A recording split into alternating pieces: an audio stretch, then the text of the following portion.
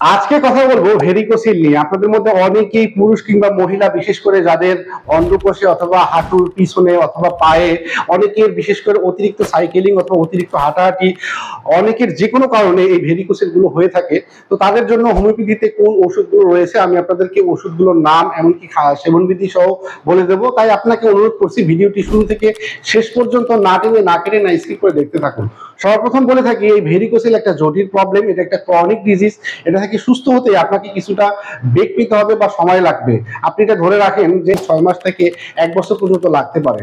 তো এই চিকিৎসার পাশাপাশি বিশেষ করে যাদের অন্ডকোষে ভেরিকোসিল রয়েছে তাদের জন্য একটা পারফেক্ট একটা পরামর্শ হচ্ছে আপনারা জাঙ্গি ইউজ করবেন। অর্থাৎ এটার জন্য আপনার অন্ডকোষটা ঝুলে না থাকে, এই জন্য আপনারা জাঙ্গি ইউজ করলে আপনার জন্য এটা সুস্থতার জন্য খুব ভালো হবে। একই সাথে আপনি সাইকেলিং করবেন না বা অতিরিক্ত যে কাজগুলো করলে আপনার অন্ডকোষে প্রেসার পড়ে এই কাজগুলো করবেন না। বিশেষ করে মাস্টারবেশন জনিত সমস্যাও অনেকেই এই ভেরিকোসিলে আক্রান্ত হয়ে থাকে। তো সাধারণত ভেরিকোসিলে আক্রান্ত হলে এটা থেকে সুস্থতার জন্য অনেক বেশি বেগ পেতে হয়। তো আমি আপনাদেরকে হোমিওপ্যাথি ওষুধগুলোর নাম বলবো।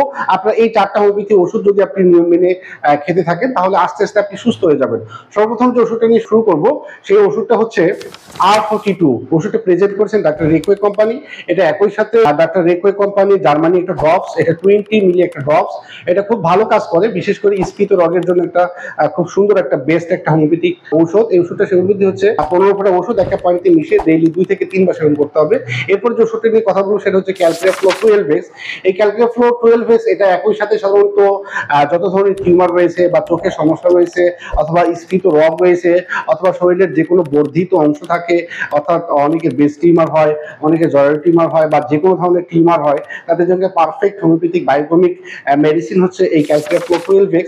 এরপর যে ওষুধটা নিয়ে কথা বলবো সেটা হচ্ছে একটি সিলেক্টেড পোটেন্সি। আর এই সিলেক্টেড পোটেন্সিটা হতে পারে হ্যামামেলিস 200 অথবা হ্যামামেলিস 02, হ্যামামেলিস 03, 05। এই ওষুধটা হতে পারে। বিশেষ করে হ্যামামেলিসের কার্যকারিতা এত বেশি স্ফীত রোগের জন্য এর একটা পারফেক্ট হোমিওপ্যাথি ওষুধ হচ্ছে এই হ্যামামেলিস। এই ওষুধটা সেবন বিধি হচ্ছে 2 ফোঁটা ওষুধ এক কাপ পানিতে মিশিয়ে ডেইলি 2 থেকে 3 বার সেবন করতে হবে।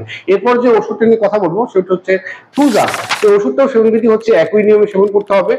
এই 4টা ওষুধ যদি আপনি নিয়মিত 3 থেকে 6 মাস অথবা সর্বোচ্চ 1 বছর আপনি সেবন করেন তাহলে আপনার আস্তে আস্তে আল্লাহ চাইতো আপনি ভেরিকোসিল থেকে আপনি মুক্তি পাবেন। ভালো থাকুন, সুস্থ থাকুন।